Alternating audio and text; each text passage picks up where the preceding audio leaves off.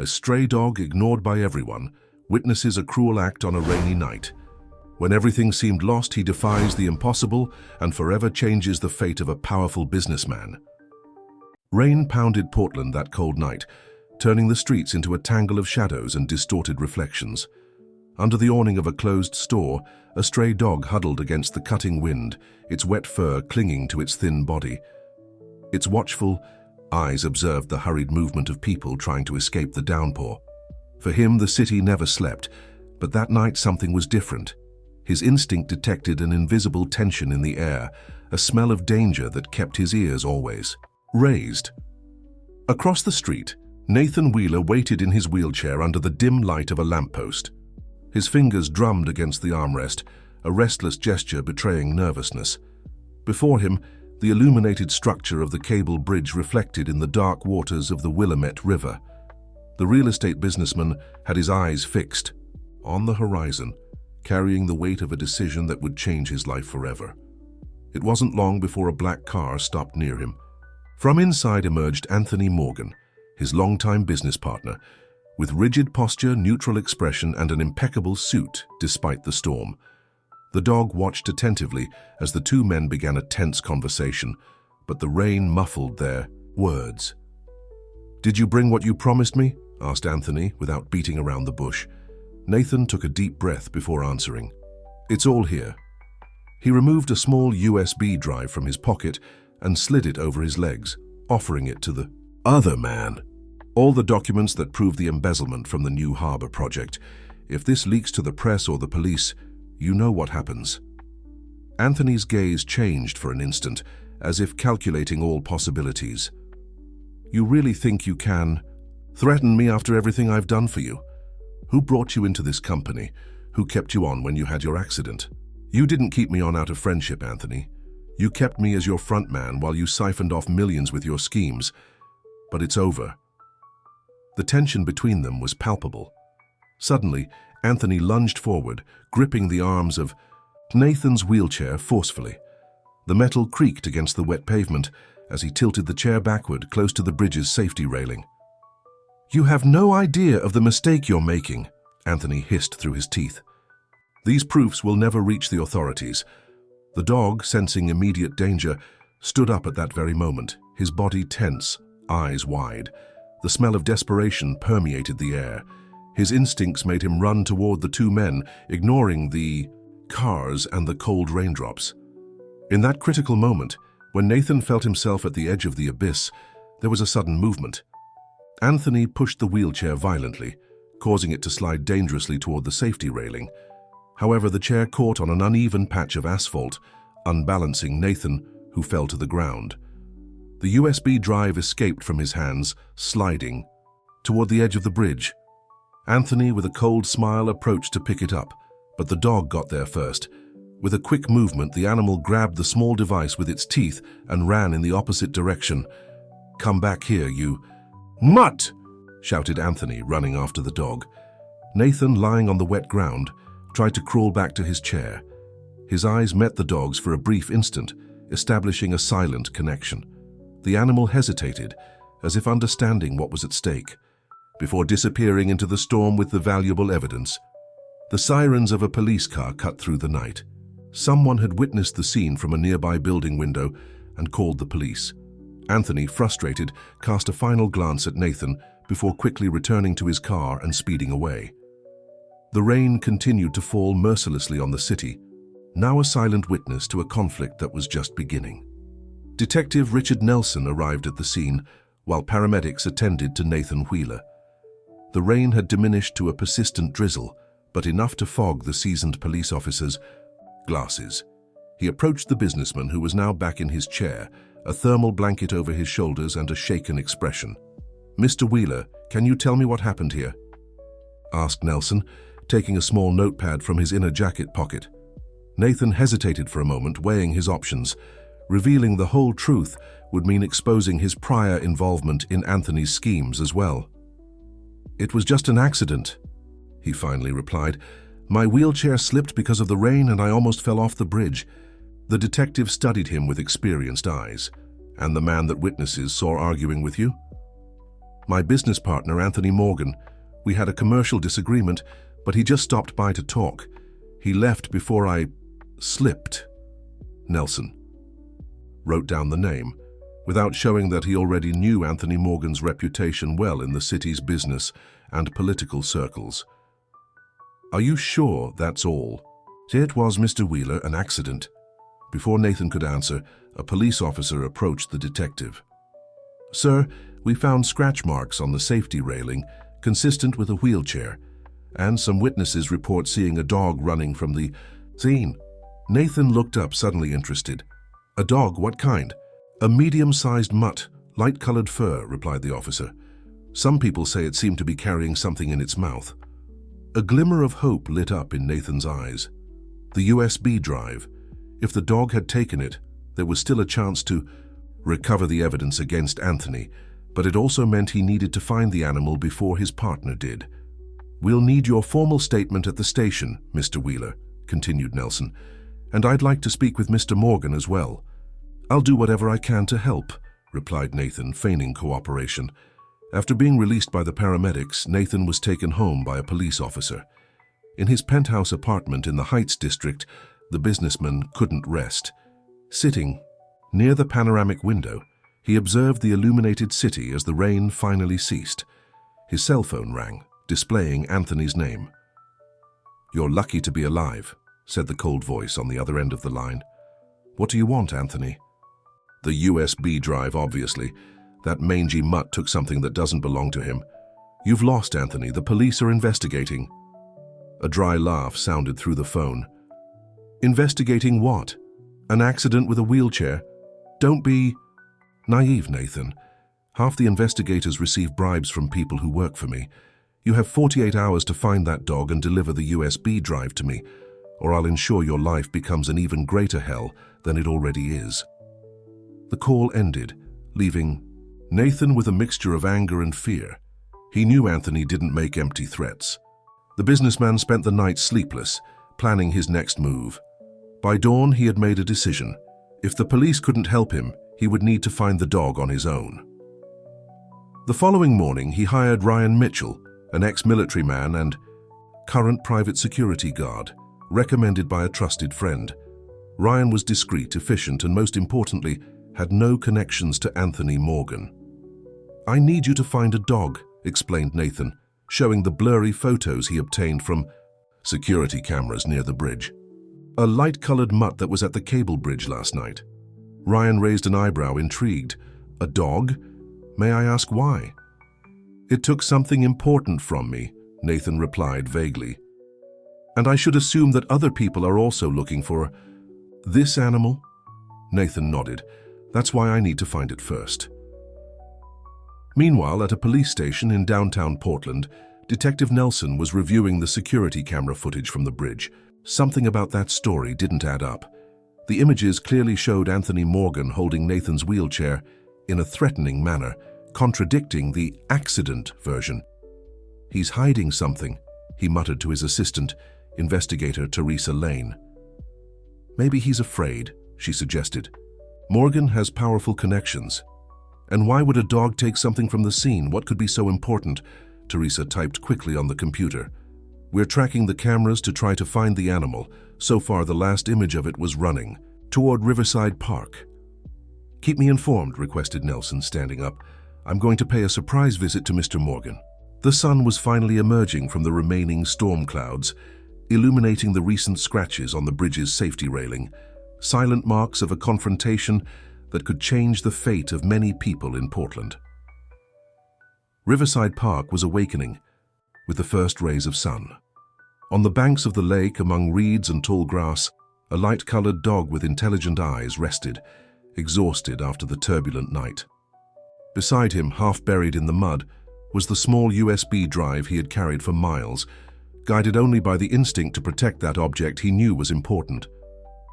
The animal pricked up its ears upon hearing footsteps approaching. A middle-aged woman was walking calmly with a bag of dog food. Lucy Campbell, a volunteer at a local animal shelter, was making her morning rounds feeding the stray dogs that frequented the park. "Hello, new friend," she said softly, noticing the animal she had never seen before. Are you hungry?" The dog hesitated, torn between hunger and the need to protect its treasure. In the end, hunger won out. While he was eating, Lucy noticed something shining in the mud. "What's this?" She picked up the USB drive, wiping it on her blouse. Someone must have lost this. Without thinking much about it, she put the object in her pocket, intending to turn it into the park administration later. She gently stroked the dog's head. "You look like you need a bath and a home. How about coming with me?" The animal looked at her with distrust, but something about that human conveyed safety. Slowly he began to follow her, though still repeatedly looking back at the spot where the USB drive had been. A few blocks away, Ryan Mitchell was starting his search. The ex-military man had traced a probable radius based on the last images of the dog and was now methodically combing the area, showing photos of the animal to people he met along the way. Simultaneously, thugs hired by Anthony were also scouring the area in a more aggressive and less discreet manner. The race to find the dog had officially begun. At the luxurious headquarters of Wheeler and Morgan Construction, Detective Richard Nelson was facing Anthony's secretary, who insisted that her boss was in an important meeting and couldn't be interrupted. "I may." "Sorry, but this is a police investigation," asserted Nelson, showing his badge. "Either I talk to him now, or I come back with a warrant and an entire team." Before the secretary could respond, the office door opened and Anthony Morgan appeared, impeccably dressed and with a rehearsed smile. "Detective Nelson, I didn't know we had a scheduled meeting. Please come in." The office boasted minimalist and expensive decoration with a panoramic view of the city. Anthony indicated an armchair for the detective while he settled behind his imposing marble desk. "How can I help you?" "I'm investigating the incident involving your partner, Nathan Wheeler, at the cable bridge last night." Anthony's smile didn't falter. "Ah, yes, a terrible accident. How is he?" "Curious that you'd call it an accident," observed Nelson, keeping his eyes fixed on Anthony. "Considering we have images of you holding his wheelchair in a rather threatening manner." For a brief moment, Anthony's mask of cordiality trembled, but he quickly regained his composure.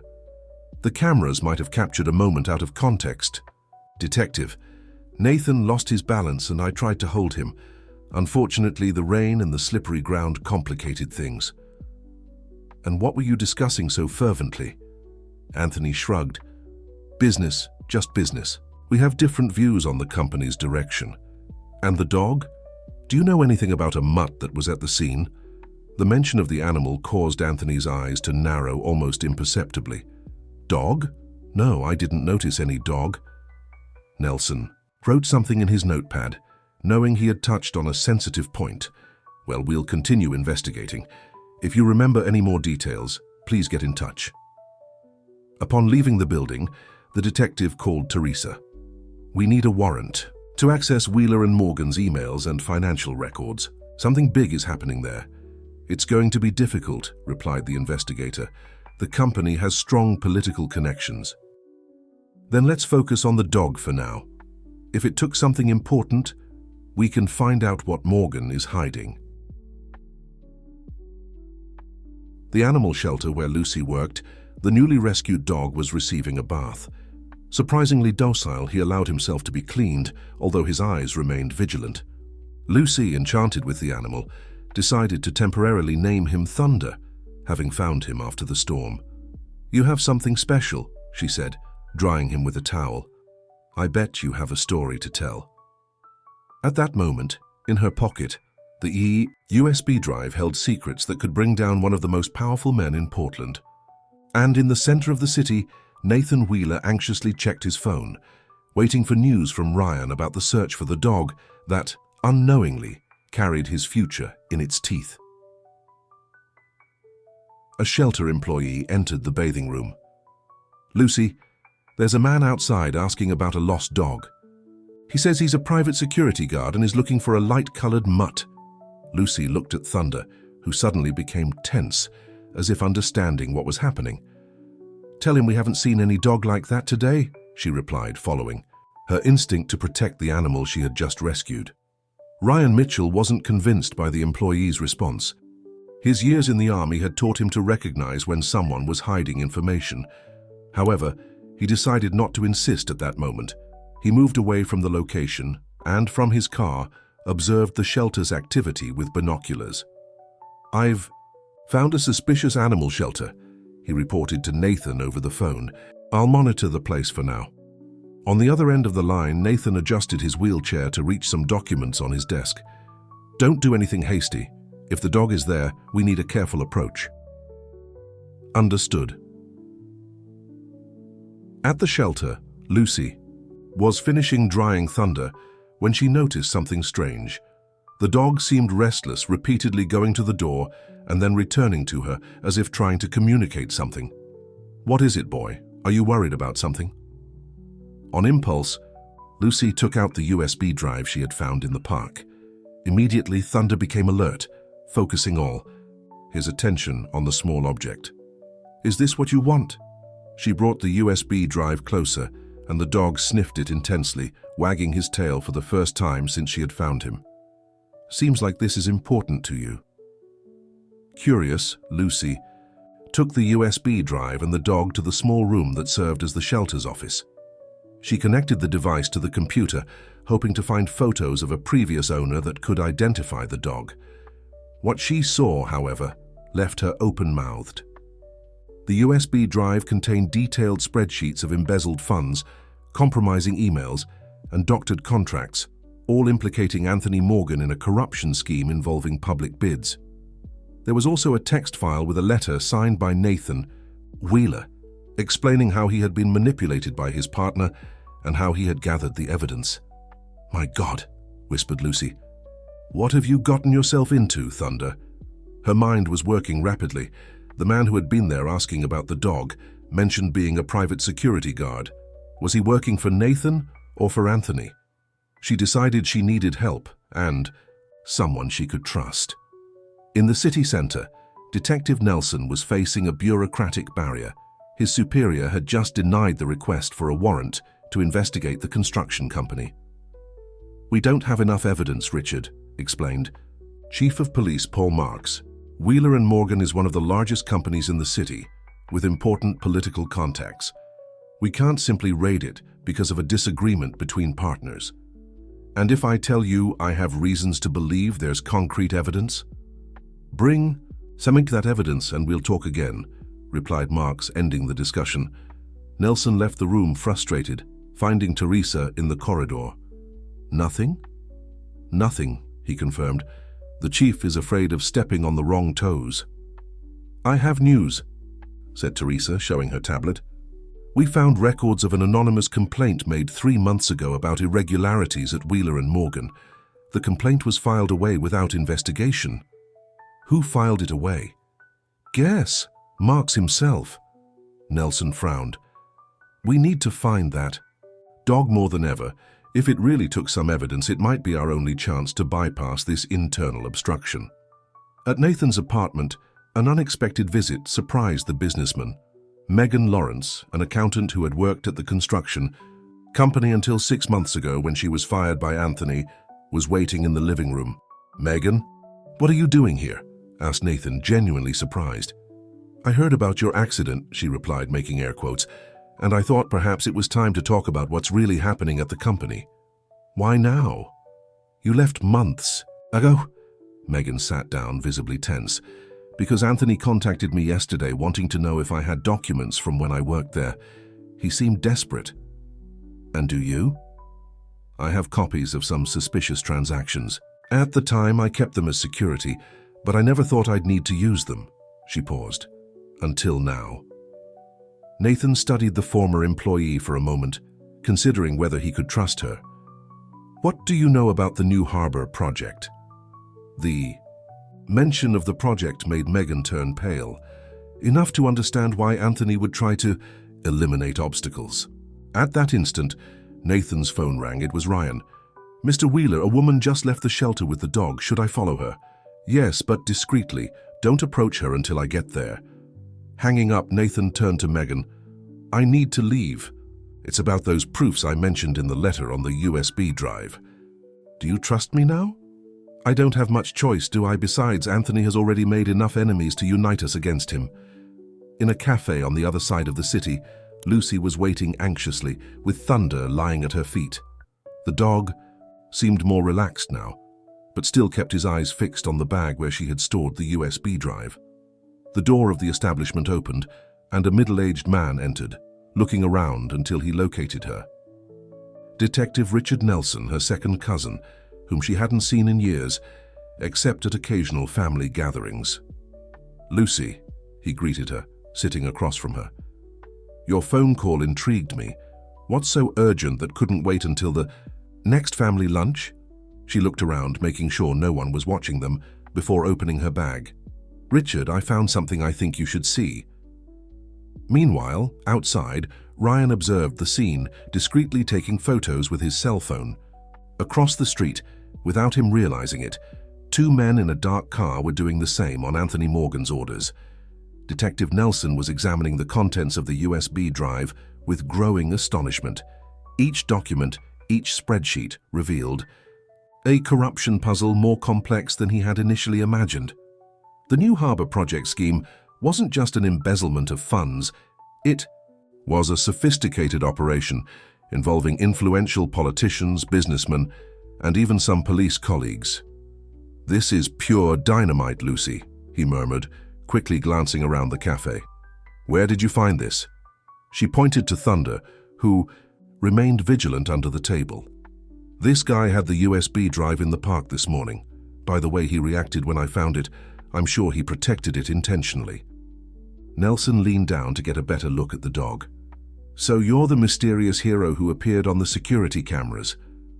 Thunder perked up his ears, as if understanding the conversation.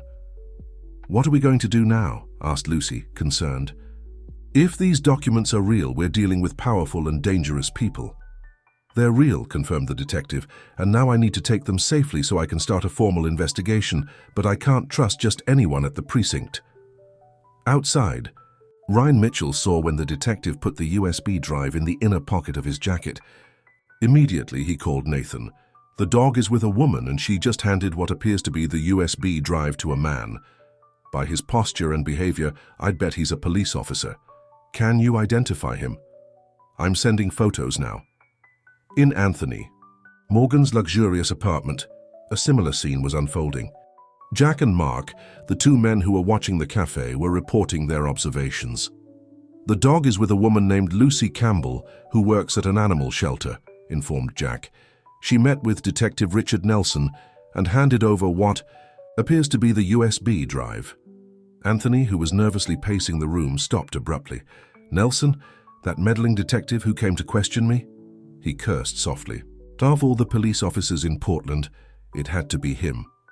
"What do we do now, boss?" Anthony thought for a few moments. "Follow the detective. Find out where he's going to take the USB drive. As for the woman and the dog," he made a calculated pause. "Bring them to me. We need to have a conversation." At the cafe, Nelson was preparing to leave when his phone rang. It was Teresa, his assistant. "Chief, something strange happened. Chief Marks just left in a hurry after receiving a call." He seemed agitated. "Where did he go?" "I don't know, but I heard something about a meeting at Green Hill Restaurant. I thought it was suspicious because he cancelled all his meetings for the day." Green Hill Restaurant was known for being frequented by the city's business and political elite, a discreet place where deals were made away from public eyes. "Teresa, I need you to meet me at my cousin's house in an hour. I'll send the address and come alone. Don't mention it to anyone." Hanging up the phone, Nelson turned to Lucy. "It's not safe to stay here. Let's go to your house. And as for the dog, keep him close. He might be more important than we imagine." Meanwhile, Nathan was looking at the photos sent by Ryan with a mixture of apprehension and hope. He immediately recognized Detective Nelson, who had interrogated him after the incident on the bridge. "It's the detective who's investigating my case," he said to Megan, who was anxiously waiting by his side. "If the USB drive is with him, maybe we have a chance." "Or maybe he's on Anthony's payroll like so many others," she replied cautiously.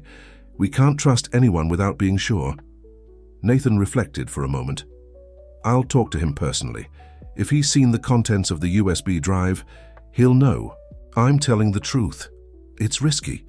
Living is risky, Megan, and after what Anthony tried to do to me on the bridge, I don't have much to lose. In the cafe parking lot, Lucy, Thunder, and Detective Nelson were walking toward the car when they noticed two men deliberately approaching.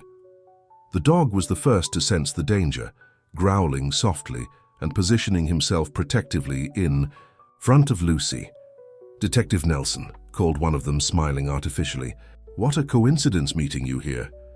Nelson recognized the men as security guards occasionally seen in Anthony Morgan's company.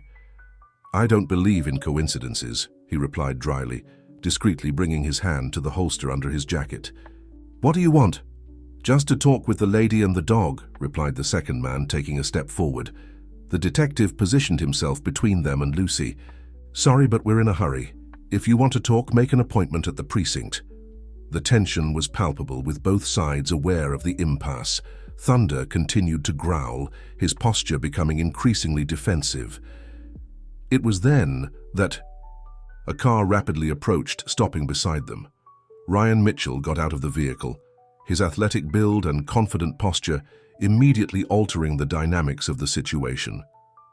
"Any problem here, Detective?" he asked, strategically positioning himself beside Nelson, causing the two men to step back slightly.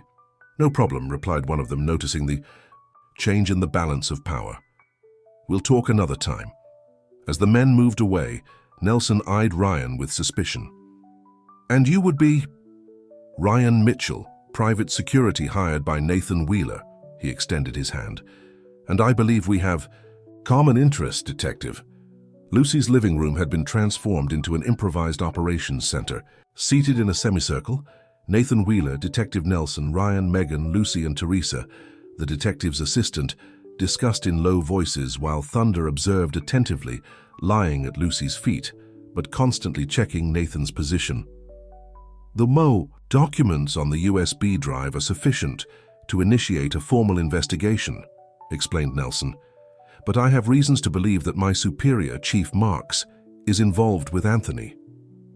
"What surprises me," commented Nathan, "is that I didn't even know many of these documents existed. Anthony maintained a parallel accounting far beyond what I suspected." Megan nodded. "He was always meticulous in his secret records, a form of security for himself and control over his accomplices. Anthony has compromising material on all his partners." Teresa, who was analyzing the files on her tablet, looked up. "And that's probably why he's desperate to recover the USB drive. It's not just about incriminating Nathan or saving him, it's about protecting the entire network." A tense silence took over the room as everyone assimilated the gravity of the situation. It was Ryan who finally spoke. "So, what's the plan?" "Anthony's men already know about the detective and Lucy. It won't be long until they discover this address." Nelson looked at his watch. "We need to act before Anthony has time to destroy other evidence. With what we have here, I can request search and seizure warrants for his offices and residences, but you'd need to go through the chief," completed Teresa. "Exactly, and if Marks is indeed involved, maybe we don't need him," interrupted Nathan, leaning forward in his wheelchair. "I have contacts in the federal prosecutor's office. If we can send the evidence directly to them, we can bypass the local police." "That would take time," objected Ryan, "and time is what we don't have." Lucy, who had been quiet until then, suddenly stood up. "My brother is an investigative journalist at the Capital Daily. If we deliver part of this evidence to him, the public exposure would make it harder to cover up the case." "Risky," pondered Nelson. "Exposing everything through the media before an official operation could compromise the investigation. Plus, it would put your brother at risk." The group continued debating possible strategies, each bringing different perspectives to the table. Meanwhile, Thunder, apparently bored with the human conversation, got up and went to the window, staring fixedly at the street. "What is it, boy?" asked Lucy, noticing the dog's behavior. Ryan immediately joined the sea. "Animal." Carefully, he slightly parted the curtain. "We have company," he announced in a low voice. Two men in a dark car parked at the corner. "The same ones from the cafe?" asked Nelson. "No, these are new." The tension in the room increased considerably. Everyone knew the circle was closing in. "We need to get out of here," declared Nathan. "And we need to split up, divide the risks and the targets." Megan grabbed her bag. "I have a safe apartment in my sister's name. I can take the USB drive and the digital copies there." "No," replied Nelson. "The evidence should stay with me. I'm the legal authority here." "With all due respect, Detective," intervened Teresa, "you would be the first target to be searched. Maybe it's safer to divide the evidence. Different copies, in different locations." After a brief discussion, the group reached a consensus. They would make copies of the USB drive. Each would be responsible for a different part of the evidence and would go to separate locations. They would establish a meeting point for the next day when they would put the action plan into practice. "And what about Thunder?" asked Lucy, stroking the dog's head, who had returned to her side. To everyone's surprise, it was Nathan who answered. "He comes with me." Lucy seemed about to protest, but Nathan continued. "No offense, Lucy, but you're already too involved. And for some reason, this dog seems to have a special instinct for all of this. He found the USB drive, protected it, and somehow brought us together. I trust his judgment." As if to confirm Nathan's words, Thunder walked up to the wheelchair and sat down beside the businessman, staring at him fixedly with his intelligent eyes. "Seems like he agrees," commented Teresa with a slight smile. Quickly, the group finalized the preparations. Nelson and Teresa would leave first, creating a distraction for the watchers. Then Ryan would take Megan through the back door to a car parked on a parallel street. Finally, Lucy would help Nathan and Thunder exit through a side passage that led to a little-known alley. Before separating, Nelson gathered everyone in a final circle. "What we're facing goes beyond a corporate corruption scheme. We're dealing with people who have the power and influence to manipulate the system in their favor. Don't underestimate the risk." He made a significant pause. "Take care of yourselves. And remember, 10 o'clock tomorrow at the agreed location."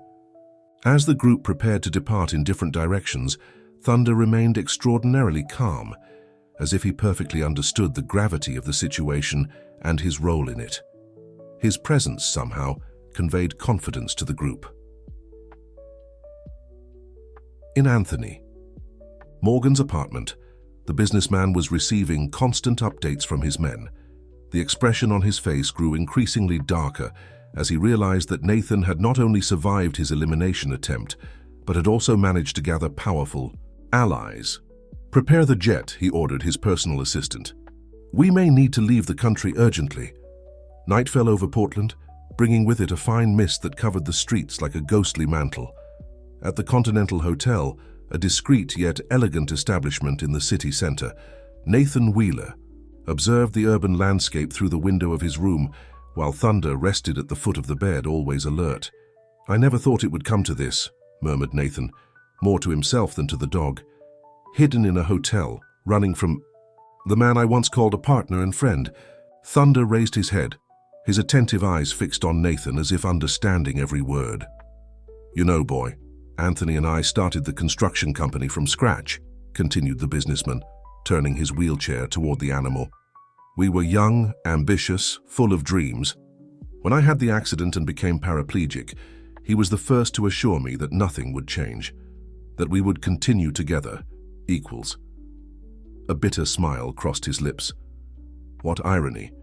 It was exactly when I became more vulnerable that he began to manipulate me, to transform me into his puppet. The room phone rang, interrupting his reflections. Cautiously, Nathan answered. "Mr. Wheeler, this is the front desk. There's a lady named Claire Wheeler wanting to see you. Should I allow her up?" Nathan frowned, confused. Claire was his sister, with whom he hadn't spoken in years due to family disagreements. How did she know he was here? "Can you tell me what she looks like physically?" he asked, suspicious. "Oh, about 40, short brown hair, wearing a red coat." The description matched. Still, it could be a trap.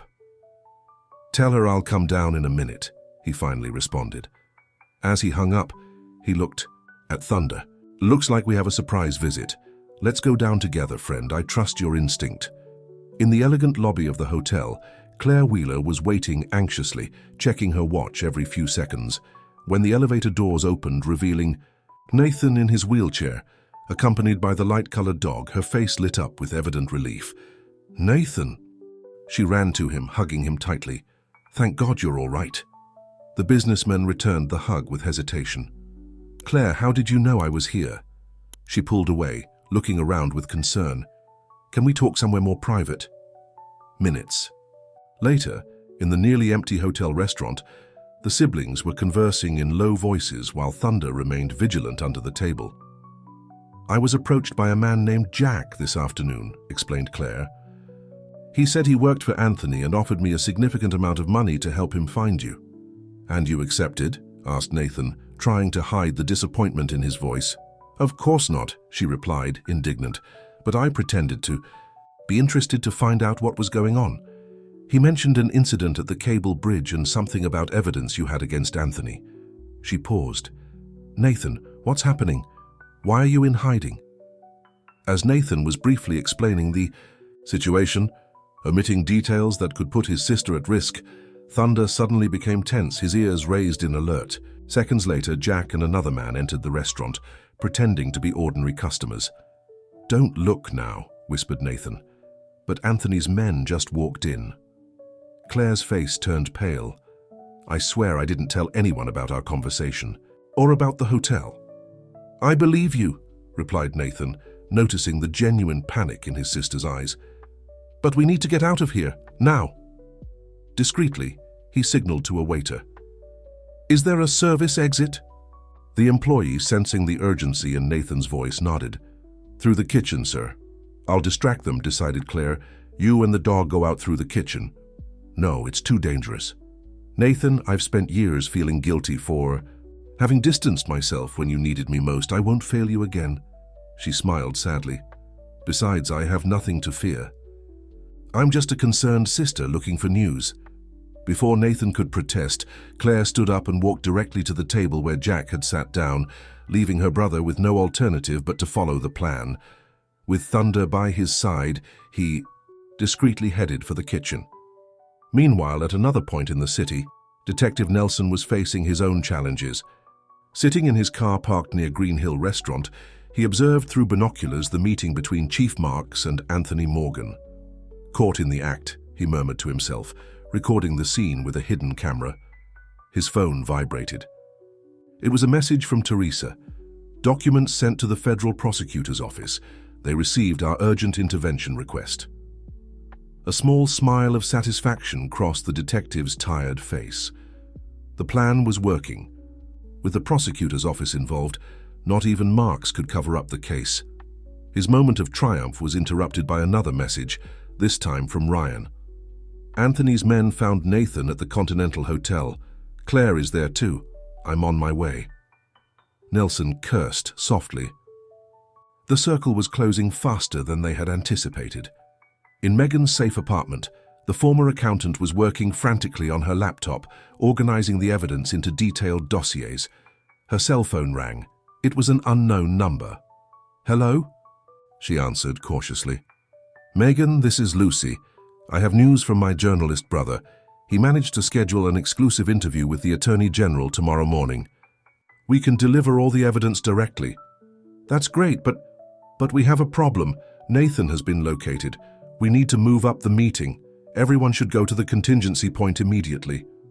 Megan felt a chill run down her spine. The contingency point was an alternative location they had established in case the original plan was compromised. It meant that the situation had deteriorated drastically. Back at the Continental Hotel, Nathan and Thunder had escaped through the service exit and were now trying to move as far away from the location as possible. The fine rain had turned into a persistent drizzle, making it even more difficult to maneuver the wheelchair on the uneven sidewalks. "We need to get to the meeting point, boy," murmured Nathan to the dog, who faithfully followed by his side. "But how are we going to do it without attracting attention?"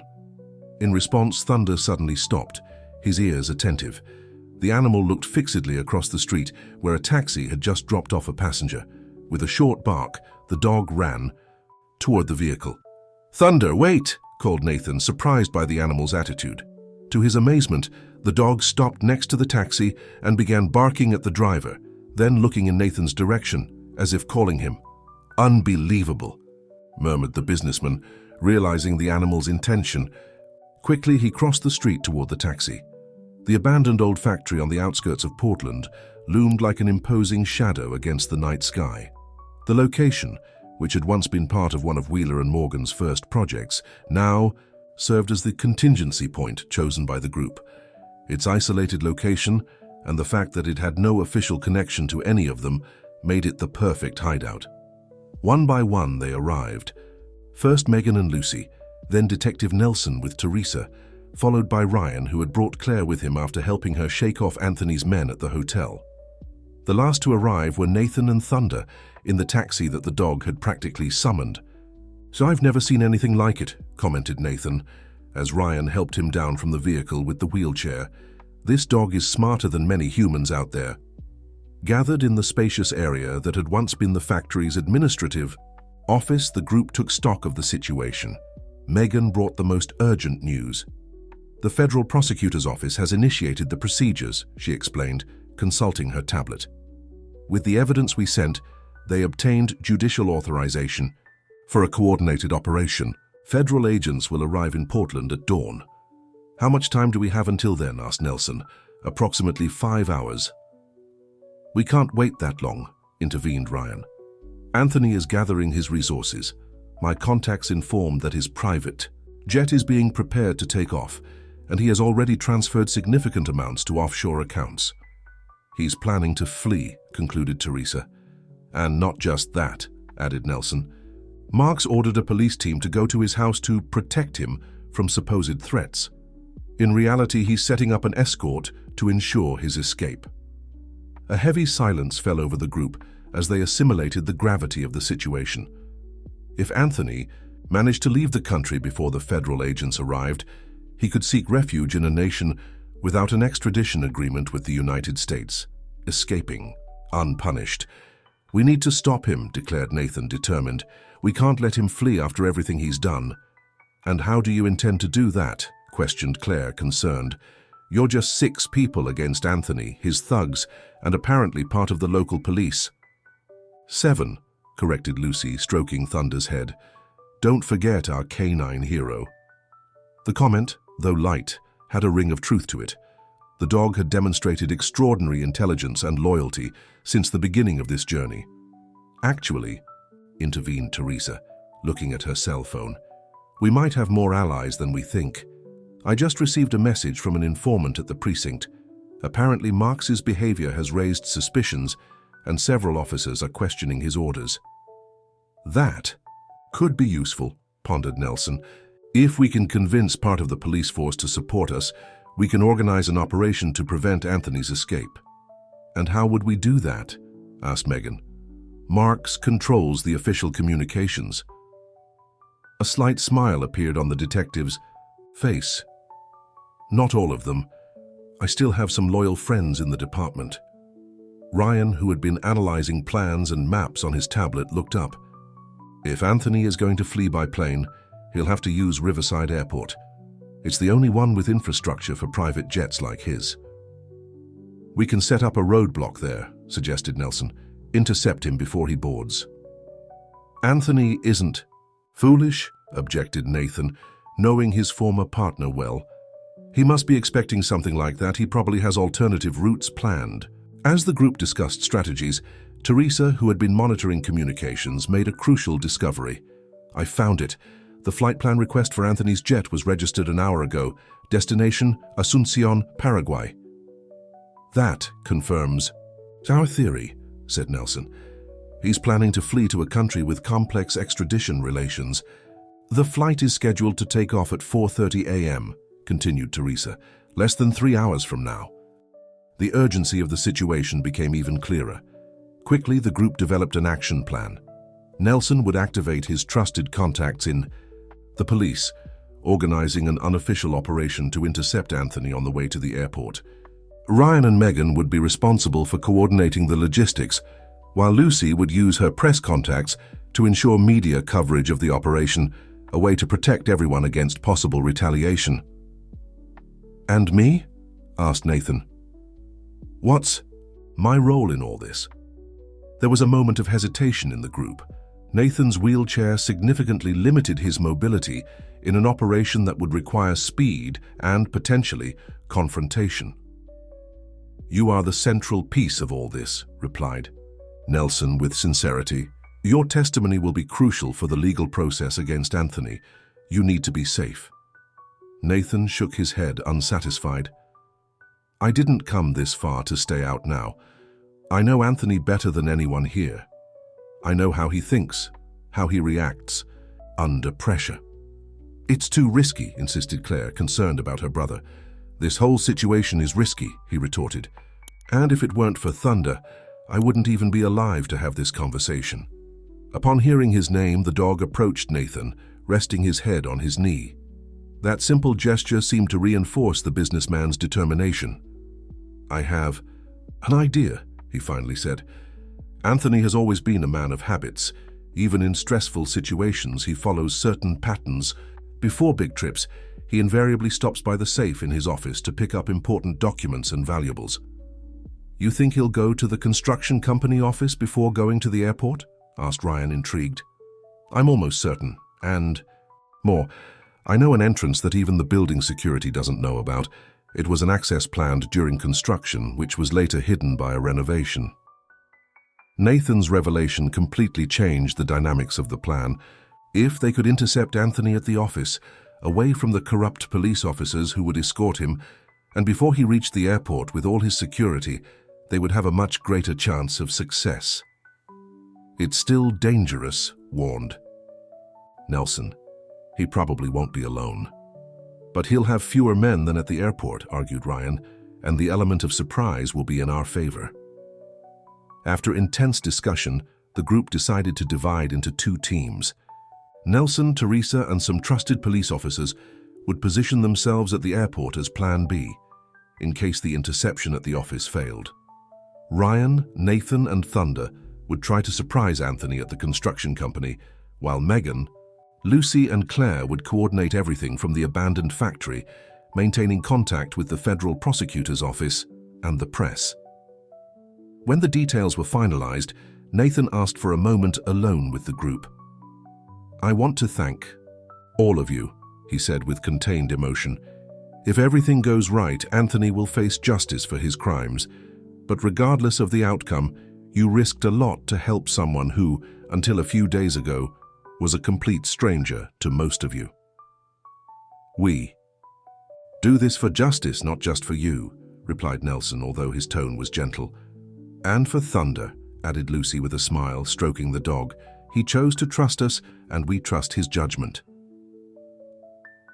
At the mention of the animal, everyone looked at the mutt who had so improbably united their lives and destinies. Thunder, as if feeling the weight of that moment, remained extraordinarily dignified, sitting beside Nathan's wheelchair, his intelligent eyes observing each of them.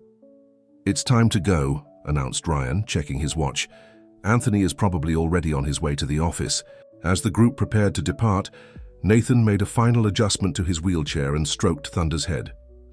"We're in this together, partner," he murmured to the dog. "To the end." The headquarters of Wheeler and Morgan Construction rose imposingly in Portland's financial center, its glass facades reflecting the city lights like a beacon of power and influence. At that hour of the early morning, the building was practically deserted, with only a few night security guards making their routine rounds. At the back of the building, in a rarely used loading area, Ryan was carefully maneuvering a van adapted to accommodate Nathan's wheelchair. Thunder, sitting in the back seat, remained extraordinarily silent, as if understanding the need for discretion. "It's here," whispered Nathan, indicating a small side door almost hidden by ornamental shrubs. "During construction, we created this access to facilitate the transport of sensitive materials. After a renovation, the entrance was camouflaged and practically forgotten." Ryan examined the door with a professional eye. "Does it have any security system?" "Just a simple lock." Anthony never considered anything more elaborate necessary for an entrance that theoretically nobody knows about. With skill acquired during his years of military training, Ryan manipulated the lock until he heard the characteristic click. The door opened silently, revealing a narrow and dimly lit corridor. "We need to be quick and silent," warned Ryan, checking the small communicator on his wrist. Teresa just confirmed. Anthony's car left his residence 10 minutes ago. He should arrive here soon. Carefully, the trio entered the building. The service corridor led directly to one of the cargo elevators, allowing them to reach the executive floor without passing through the reception or the main security cameras. "His office is at the end of the corridor to the right," explained Nathan as they ascended. "The safe is disguised behind a painting on the north wall."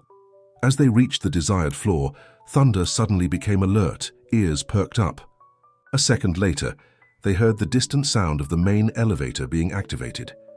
"He's already here," murmured Ryan, strategically positioning himself behind a column. Nathan maneuvered his chair to a less visible spot, while Thunder slipped under a nearby table. The three waited in tense silence as the sound of the elevator approached. The doors opened, and Anthony Morgan emerged, accompanied by Jack. The businessman seemed tense, constantly checking his watch as he walked hurriedly toward his office. "We don't have much time," Nathan heard him say. "Get the documents from the safe and meet me in the parking lot in 15 minutes. "What about the other items in the safe, sir?" "Leave them. Where we're going, money won't be a problem." The two entered the office, closing the door behind them. Ryan looked at Nathan, silently signaling. The plan was simple. Wait until Anthony opened the safe and then surprise him, keeping him detained until the arrival of the reinforcements that Nelson had promised to send as soon as they received confirmation. Inside the office, they heard the characteristic sound of the painting being moved, revealing the built-in safe. The moment to act was near. Ryan checked his communicator once more. Still no message from Teresa. They were on their own. Suddenly, the silence was broken by the shrill sound of a cell phone. Ryan and Nathan exchanged alarmed looks. It wasn't either of their phones. Inside the office, the conversation abruptly stopped. "What was that?" they heard Anthony ask. The cell phone rang again, closer. With horror, Nathan realized that the sound was coming from the direction where Thunder was hidden. Someone had lost or left a device there, and the dog's movement must have activated it. The office door opened violently. Jack emerged, gun in hand, his eyes scanning the corridor until locating the source of the sound. Upon seeing Thunder under the table with the fallen cell phone near him, his eyes widened in recognition. "It's the dog," he shouted. "And he's not alone." At that instant, chaos erupted. Ryan advanced rapidly, disarming Jack with a precise movement before he could shoot. The two men grappled in hand-to-hand combat, while Thunder ran into the office, barking fiercely. Nathan propelled his chair forward, entering the office in time to see Anthony hurriedly closing the safe, a large envelope and a folder under his arm. "It's over, Anthony," declared Nathan, blocking the door with his chair. "There's nowhere to run." For an instant, Anthony's face registered pure shock at seeing his ex-partner. "Nathan, how... Did you really think you could get rid of me so easily?" A bitter smile crossed Nathan's lips. "You forgot the #1 rule of business. Never underestimate your opponent." Anthony quickly regained his composure, his initial shock transforming into a mask of calculated tranquility. "Impressive, I must admit, but you haven't won yet, my dear partner." With a quick movement, he drew a small gun from his suit jacket, pointing it directly at Nathan. "Move your chair away from the door. Now." The moment of tension was interrupted by Thunder, who lunged at Anthony with a deep growl. Surprised, the businessman diverted the gun toward the animal, hesitating for a crucial second. That second was all Ryan needed. Having subdued Jack in the corridor, he burst into the office and, with a precise movement, disarmed Anthony, immobilizing him against the wall. "As I said," repeated Nathan, calmly approaching, "it's over." Ryan's communicator vibrated urgently. It was Teresa. "Reinforcements on the way, maintain position." While Ryan handcuffed Anthony with improvised plastic zip ties, Nathan approached the still open safe. "What were you so eager to protect here, Anthony? What would be worth the risk of returning to the office when you were almost escaping?" Examining the inside of the safe, Nathan found the answer. Besides documents and money, there was an external hard drive carefully stored in a special box. When he connected it to Anthony's computer, he discovered the real treasure. Detailed records of all illicit operations, including names of politicians and businessmen involved, dates, amounts, fraudulent contracts, a veritable encyclopedia of corruption that extended far beyond the construction company. "Your life insurance," murmured Nathan, understanding. "If you were ever caught, you would use this to negotiate immunity, turning in everyone else." Anthony, now seated defeated in a chair under Ryan's vigilance, just smiled coldly. "Business is business, Nathan. There should always be a contingency plan." The sound of approaching sirens broke the tension of the moment. Through the window, they saw federal police cars surrounding the building, while Teresa, Nelson, and a team of agents rapidly entered the building. Minutes later, Teresa entered the office, a triumphant smile on her face. "We did it! The operation was officially authorized by the prosecutor's office. Marks was detained trying to interfere, and now we have complete jurisdiction. And we didn't even need to wait until dawn," commented Nelson, entering right behind her. Upon seeing Anthony handcuffed and the safe open, he nodded with satisfaction. "Good work, people." As the federal agents took control of the situation, taking Anthony and Jack into custody, Nathan remained in the office, assimilating the magnitude of the moment. Years of manipulation and abuse of trust were finally coming to an end. Thunder, as if sensing the emotional weight of that closure, approached Nathan, resting his head on his knee. The businessman stroked the animal with infinite gratitude. "Oh boy," he murmured. "Without you, none of this would have been possible. You not only saved my life, you gave me a second chance." Outside, the sky was beginning to lighten, announcing a new day for Portland, and for everyone involved in that extraordinary journey that had begun on a stormy night, with a stray dog attentively observing the movement of a city that never slept. 6 months had passed since Anthony Morgan's arrest.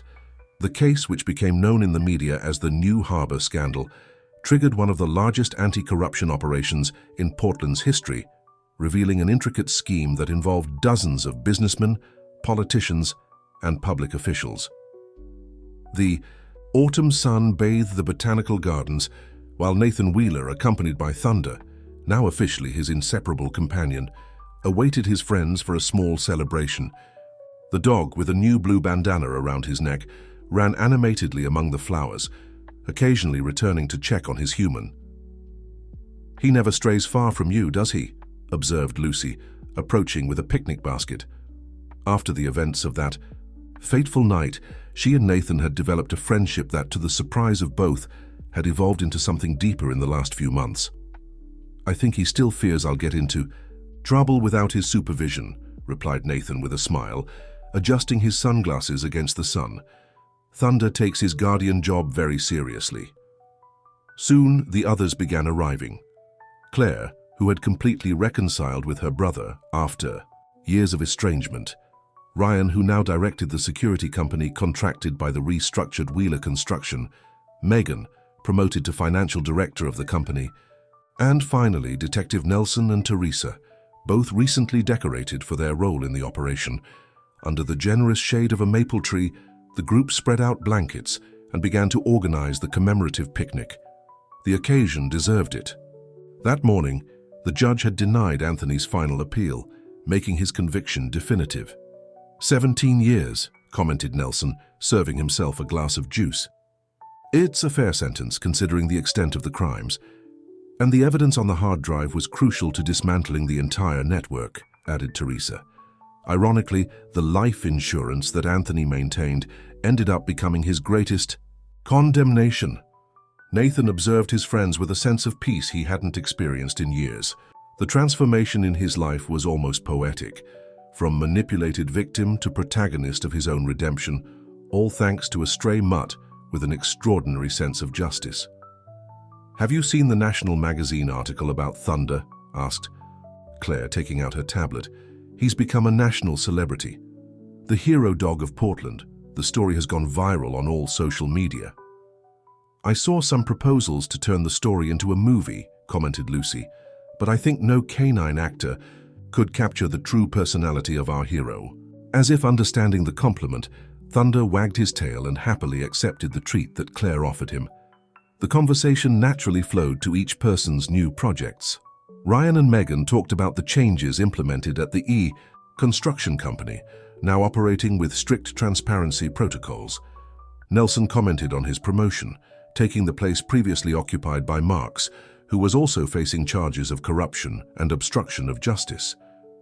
"And you, Nathan?" asked Teresa. "Have you decided what you're going to do with the whistleblower reward?"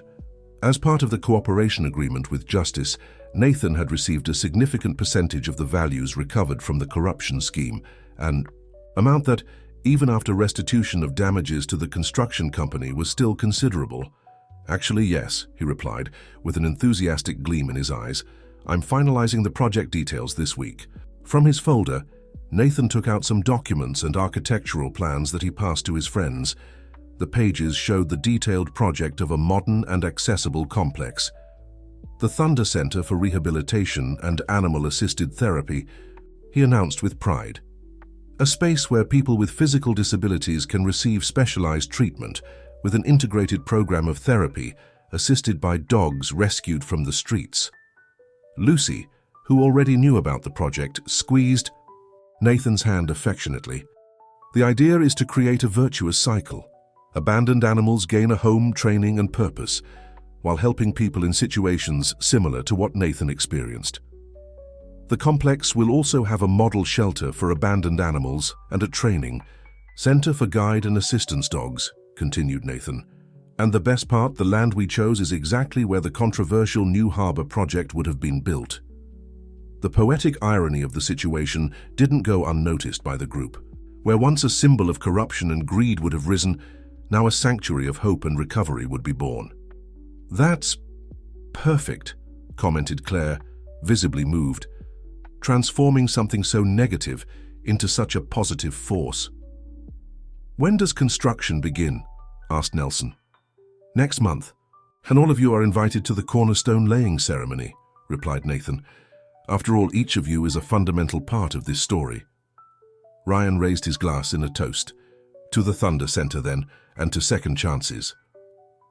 "To second chances," everyone responded in unison. As the group continued to chat animatedly, Nathan observed Thunder, who was now resting peacefully by his side. It was hard to believe that this dog, who had once been just another abandoned animal on the streets of Portland, had changed so many lives so profoundly. "You know, Lucy," he commented in a low voice as he stroked Thunder's ears, "sometimes I wonder who really saved whom that night." She smiled, perfectly understanding what he meant. "Perhaps the real miracle is exactly that, the capacity we have to save each other, regardless of our species, condition, or circumstance." On Portland's horizon, the sun was beginning its gradual descent, painting the sky with shades of orange and pink. A new phase was beginning for everyone, especially for Nathan and Thunder, united by a destiny that neither could have predicted on that stormy night when their paths first crossed. The dog, as if feeling his human's gaze, raised his head and stared at Nathan with those same attentive and intelligent eyes that had observed him from the bridge. They were no longer two strangers linked by chance, but partners connected by something much deeper than words could ever describe. And so, under Portland's multicolored sky, surrounded by friends who had become family, man and dog contemplated the future with the same comforting certainty. No matter what challenges might come, they would face them together, one step and one paw at a time. Thunder rested his muzzle on Nathan's leg, closing his eyes in absolute contentment. His mission was complete, his human was safe, and the future, for the first time in a long time for both, seemed bright and full of promises.